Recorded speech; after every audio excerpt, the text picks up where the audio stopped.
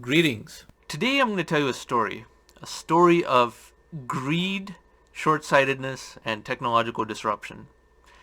I take you to something very unglamorous, the New York City Taxi Medallion Authority.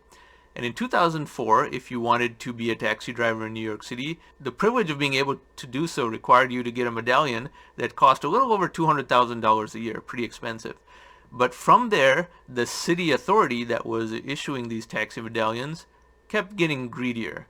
They believed that, hey, we're New York City, there's no place like this in the world, we have a captive audience, and no matter how much we charge, people are going to pay for expensive taxi rides because this is New York City and they have no other alternatives. So they decided to raise the price and to go from 200,000 up to 400,000, 600,000, 700,000. Now, had they stopped at 700,000, it still might have been something that consumers tolerated, and there might not have been such a rush to invent alternatives. But they had to get greedy. They had to go too far. They had to be seduced by a round number, and they thought that they have to go to $1 million. So they went straight from 700,000 to $1 million at the start of 2013. And now taxis were so expensive that the cost delta between a ride with a traditional taxi that had to get a medallion versus a possible technological alternative became large enough that innovative minds and venture capital started to focus on this market opportunity. There emerged a company called Uber and others like it, such as Lyft and a few others. They offer rides where drivers use their own car and the passenger and driver arrange something on an app on the phone beforehand, and their identities are known and the origin and destination are known. It's just an overall better experience relative to a taxi. It's also likely to be cleaner than a taxi. You can review both the rider and the driver, and even if you forget your bag in an Uber, there's some chance that you can contact the driver and get it back, whereas with a taxi, you probably will never get it back. All these small advantages added up as Uber took advantage of the artificial market opportunity created by the greed and short-sightedness of the New York City Taxi Medallion Authority. Uber started to gain traction very quickly. It was cheaper than a taxi in New York City and better all around. And look what happened to the price of the New York City Taxi Medallion. It started to plunge because it was inferior to Uber, and it fell so far that they can't even get back to their old price that they had 14 years prior in 2004. It completely crushed the taxi medallion market. But that's not all. This is only New York City. New York City was big enough that Uber could get enough momentum just in New York City that it became good enough to be used worldwide. Now, if you travel to almost anywhere in the world, your same Uber app on your phone works. You can expect the same type of experience in any functional city in the world, and it's standardized. When the experience is standardized, then the entire platform spreads over the world very quickly. So cities far away from New York City, such as San Francisco, or Sao Paulo, or Singapore, they also saw their taxi medallion regime get disrupted by Uber, even if in some of those cities taxis were not that expensive and the medallions were not so greedy as to try and overcharge. Just because New York City overcharged, that created enough of a market window for Uber to get a foothold, get to critical mass, and sweep over the entire world. And now all major cities have Uber with little or no usage of traditional taxi medallions. In fact, young people in the future will see footage of cities from the pre-Uber time, and they will wonder, why did they decide to make so many cars yellow? What an unattractive color. And old-timers like us will have to explain what the world was at that time. Now, why did I narrate this story? Well, it's because a similar situation is emerging in a couple of other industries, some of which we've spoken about in other videos.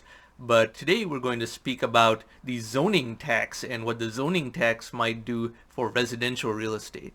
We'll take a look at this crazy chart, which is titled Estimated Zoning Tax as a Share of Median Household Income in Major U.S. Metropolitan Areas.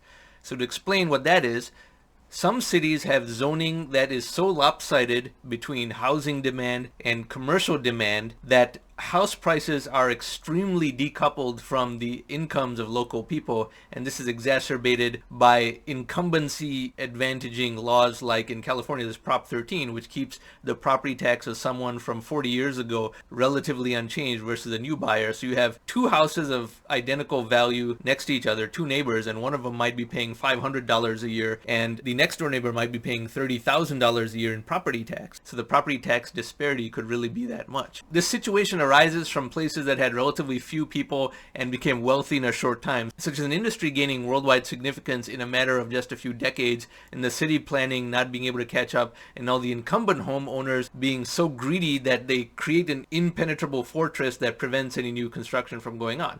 Los Angeles saw the emergence of both aerospace and entertainment, while the San Francisco Bay Area saw the emergence of technology. People who were lucky enough to be there early made a huge amount of money from how much their home prices rose, but they definitely do everything in their power to prevent the construction of new homes, which is very regressive because it creates a scarcity mentality, and it's a complete mindset of, I've got mine, so I want to prevent anyone else from getting theirs. And that's particularly bad in Silicon Valley because, as you can see, the San Francisco Bay Area is by far the most expensive city on this list and the most artificially created scarcity, but it's full of tech people who are very, very hypocritical. Here's an example. No technology person will ever say that the number of new iPhone 11s that Apple creates should only be 1,000 so that there's so few of them and then they're rare like a Fabergé egg. No technology person would ever say something like that, but the same people are very happy to say that there should be no new homes created, even though there's no shortage of land, and even though other non-residential types of real estate are all getting crushed. On this channel, I've spoken many times about how retail real estate is completely being crushed because e-commerce is rendering acres and acres and acres of strip malls and all the large associated parking lots as obsolete. But now office real estate is also being crushed under the telework revolution, and many tech companies are going to a model of just 1 or 2 days a week in the office, and therefore the amount of expensive prime office real estate that they require is now much, much less. They're saving that money, and therefore there is now more room to create residential real estate, which is now the only type of real estate that is in shortage. So under market forces, all new construction would be residential real estate. However, the zoning restriction is preventing that because these economically ignorant and very selfish NIMBY type people, NIMBY, N-I-M-B-Y, stands for not in my backyard, they want to prevent all new construction, and they have taken that to such an extreme that this sort of distortion has occurred. And these are metropolitan areas. The Los Angeles metropolitan area is extremely large, about 18 million people. The New York City metropolitan area is about 22 million people. The San Francisco Bay Area is categorized differently than San Jose, so the San Francisco metro area, which includes Oakland and Fremont, is maybe 5 million people. The San Jose Palo Alto area is perhaps another 5 million people. But the Bay Area, being the worst, shows a 400% zoning tax relative to the household income of the locals who live there. The Los Angeles area, about a 275% zoning tax. It is extreme. And only a few cities are really that high. There's some other cities in the middle tier, Philadelphia, Chicago, Portland, Miami, and so forth. It's not really bad there. Housing is somewhat expensive, but not to the ridiculous extremes that it completely crushes the human experience the way it does in Silicon Valley, unless you're a multimillionaire. And then there are a number of cities that are actually very, very inexpensive. Columbus, Dallas, and so forth have very inexpensive housing. Now, what we saw from the Uber example earlier is perhaps the zoning extremes in California, the San Francisco Bay Area, and Los Angeles, as well as in New York City to a lesser extent, but still a 200% extent. Maybe it's creating the same effect that the New York City Taxi Medallion Authority created back in the day to enable such an overpricing relative to technological alternatives that something like Uber emerged.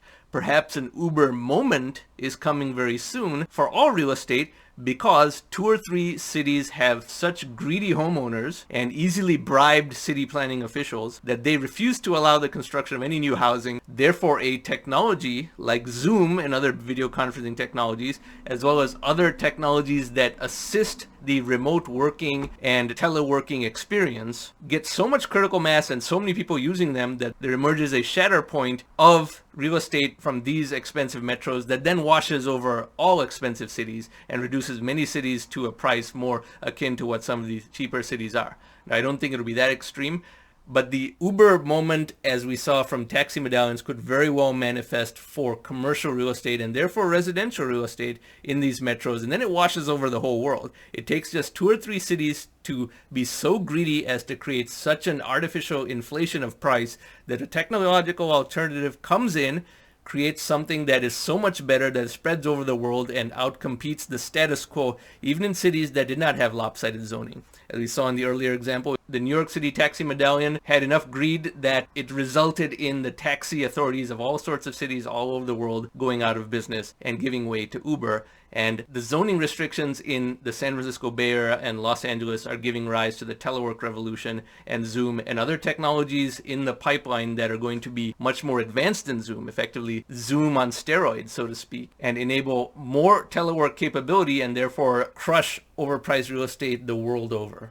That could happen because the situations are very analogous, and many technological disruptions arise from this type of situation. An incumbent thinking that what they have is so incredibly extraordinary, so special, so fantastic that they can charge virtually anything for it. The Bay Area is the epicenter of all this technological innovation and all this work that makes the atom propagate, but they don't want to build new housing here. So the incumbents who already live here can keep making more and more and more in home equity simply because supply is restricted. That could lead to a Shatterpoint, because I don't see this as any more resistant to a Shatterpoint than New York City taxi medallions or oil produced by OPEC, frankly, as another example. OPEC thought they could charge $110 per barrel for oil forever, and then technology moved to increase supply, and now oil has extreme difficulty even going above $70 a barrel more than a decade later. This is how technological disruptions occur, and this will be very interesting to observe. Yes, I have done a fair number of videos recently about telework and the technological disruptions and the secondary and tertiary effects of such, but this is something that could happen pretty soon, particularly if the COVID pandemic and resultant telework keeps on going for more and more time. We're already about 16 months in. As more time passes, the more embedded the new practices of telework become, and the more vulnerable the real estate prices of these artificially constrained situations, as we see in the San Francisco Bay Area and Los Angeles and New York City, become. A lot to think about, and this is a topic we're going to visit pretty often. Now, if you like this type of content and you like to think about these types of big ideas, I encourage you to subscribe to this channel, and thank you very much for watching.